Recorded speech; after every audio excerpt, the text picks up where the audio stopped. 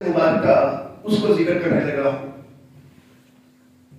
صحیح مسلم کی روایت ہے، حضرت جابر بن سمرہ رضی اللہ تعالی عنہ روایت کر رہے ہیں، قال خرج علینا رسول اللہ صلی اللہ علیہ وآلہ وسلم، رسول اللہ صلی اللہ علیہ وسلم ہم پر نکلے.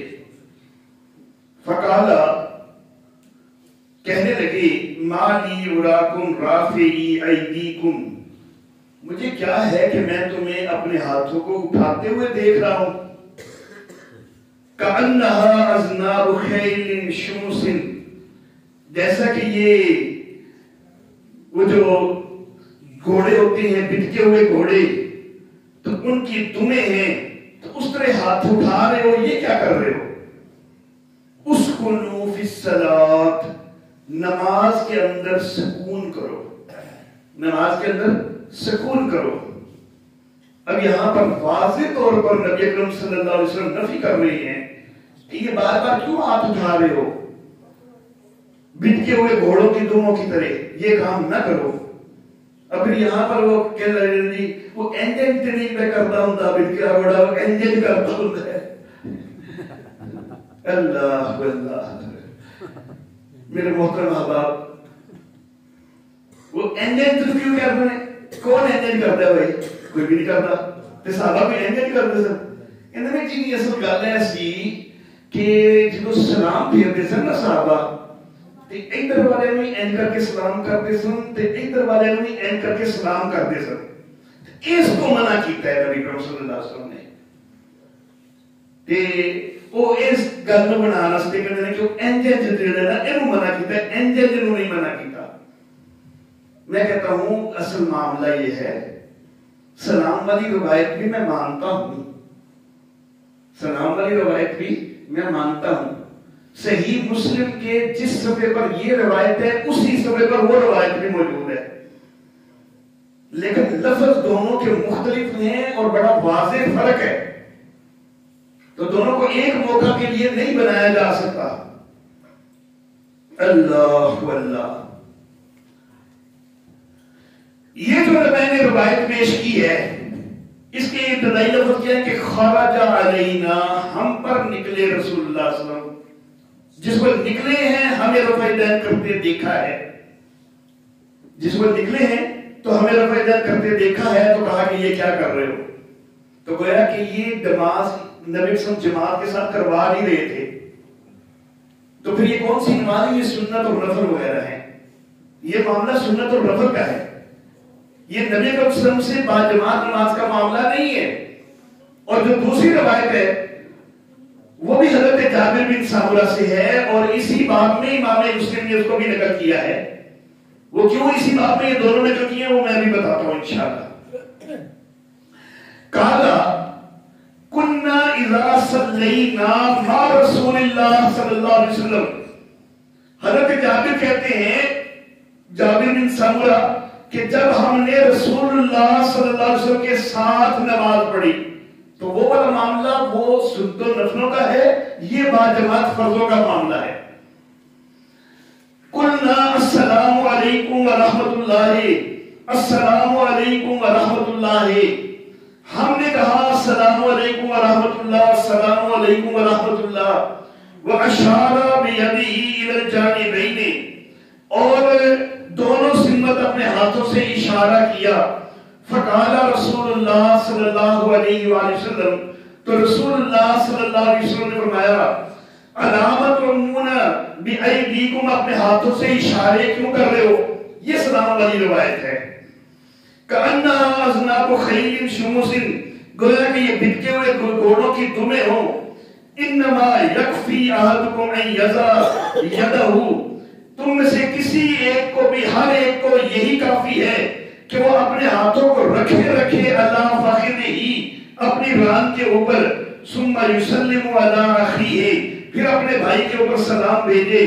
من علی یمینہ وشمالہ، جو دائیں طرف ہے ان کو بھی سلام کہے، بائیں والوں کو بھی، لیکن ہاتھ یہی رکھے رہے.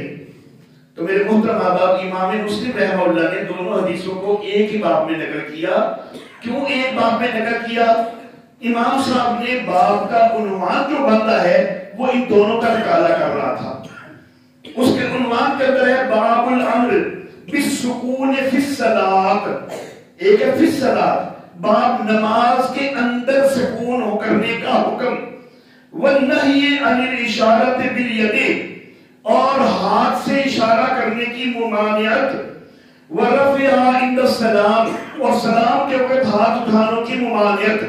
امام مسلم نے ایک یہ کہا کہ نماز کے اندر سکون کرنے کی حدیث بھی میں اس میں لاؤں گا، وہ نماز کے اندر کی ہے، وہ جو پہلی میں نے ذکر کی، اور میں وہ حدیث بھی لاؤں گا جو سلام کے وقت رفع دین جو ہے ہاتھوں کو اٹھانا اس کی ممانعت کر رہی ہے. تو میں دونوں قسم کی حدیثیں اس میں ذکر کرنے لگا ہوں. تو وہ والی ذکر کی ہے وہ سنتوں اور نفلوں والی نماز تھی، یہ فرض نماز ہے، اس میں خرج علینا ہے، یہاں پر صلینا مع رسول اللہ صلی اللہ علیہ وسلم. تو یہ دو الگ الگ واقعات ہیں.